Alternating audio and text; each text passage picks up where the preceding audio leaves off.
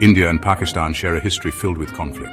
The partition of British India in 1947 led to the birth of these two nations. It also ignited the first war over Kashmir, a region claimed by both. This conflict set the stage for decades of mistrust and animosity.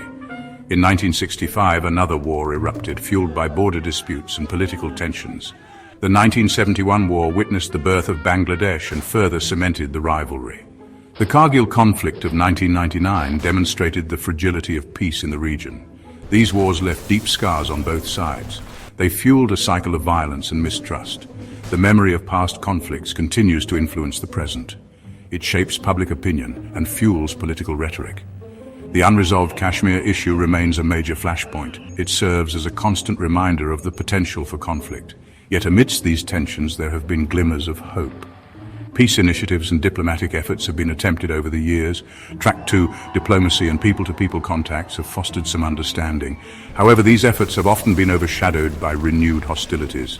The historical baggage of partition and conflict continues to cast a long shadow. The path to lasting peace remains elusive. The need for dialogue and reconciliation is paramount. Without addressing the root causes of conflict, the cycle of violence is likely to continue. The international community has a role to play in facilitating peace. But ultimately, it is up to India and Pakistan to choose the path of dialogue and cooperation.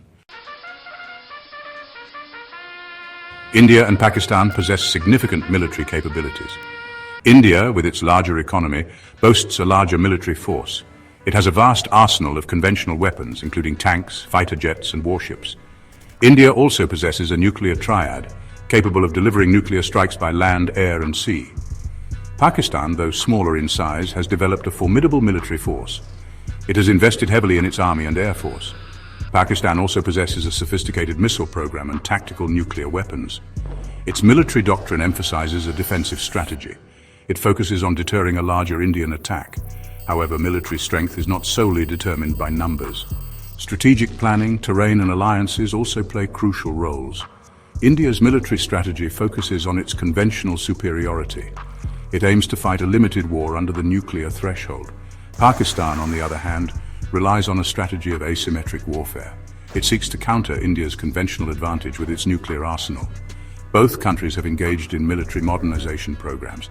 They have acquired advanced weaponry from various countries. This arms race further increases the risk of conflict. It raises the stakes of any potential confrontation.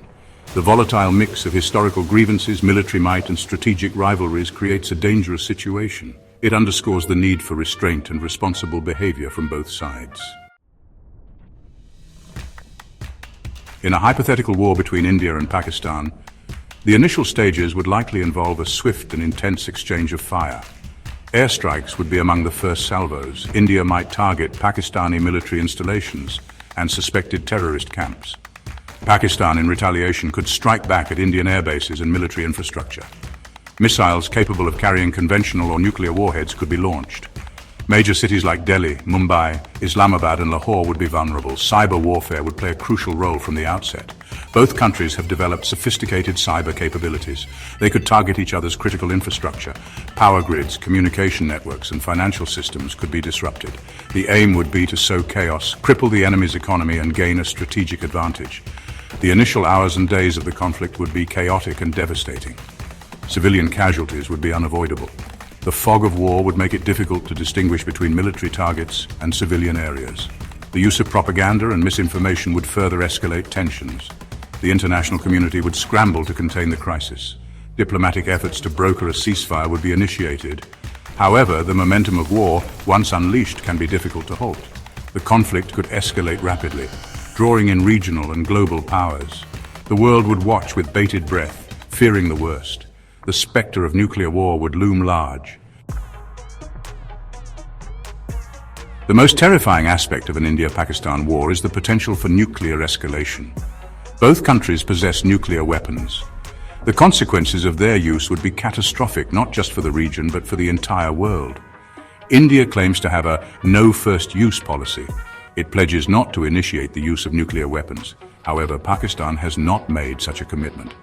This difference in nuclear postures creates uncertainty and increases the risk of miscalculation. In a conflict situation, Pakistan might be tempted to use tactical nuclear weapons. It might believe that doing so would deter a larger Indian offensive. However, any use of nuclear weapons would likely trigger a massive retaliation from India. This could lead to a full-blown nuclear exchange. The detonation of even a few nuclear weapons would have devastating consequences. Millions of people would die instantly from the blasts and the ensuing radiation sickness. The long-term effects of radiation would continue to plague the region for generations. The global climate would be severely disrupted. A nuclear winter, caused by the massive amounts of soot and debris injected into the atmosphere, could lead to widespread crop failures and famine. The diplomatic and economic repercussions of the India-Pakistan conflict have been, well, significant. Nations around the world have been forced to take sides, leading to a complex web of alliances and enmities. Trade relations between the two countries have suffered immensely, with tariffs and sanctions becoming the norm rather than the exception. International bodies have tried time and again to mediate, but with limited success. The economic impact isn't just confined to these two nations. Global markets have felt the tremors, affecting everything from stock prices to commodity rates. In this intricate dance of diplomacy and economics, both nations continue to navigate a precarious path, striving to balance national interests with global expectations. The human cost of the India-Pakistan conflict is beyond measure. Lives lost, families torn apart, and communities shattered. The scars run deep, affecting generations. It's not just a matter of numbers, it's a profound human tragedy that words can scarcely capture. In this complex and deeply rooted conflict, dialogue stands out as the only viable solution. Open communication, mutual understanding, and genuine efforts towards peace are essential. Without dialogue, the cycle of violence and mistrust will only continue, perpetuating the suffering of countless innocent lives. Ignoring the lessons of history can be perilous. The India-Pakistan conflict has a long and complicated past. Understanding this history is crucial for finding a path to peace. By acknowledging past grievances and learning from previous mistakes, both nations can work towards a more harmonious future. Ultimately, the choice between peace and destruction lies in the hands of the people and their leaders. Embracing peace means prioritizing humanity over hatred, dialogue over discord, and coexistence over conflict. It's a choice that can transform the future for both nations, fostering a legacy of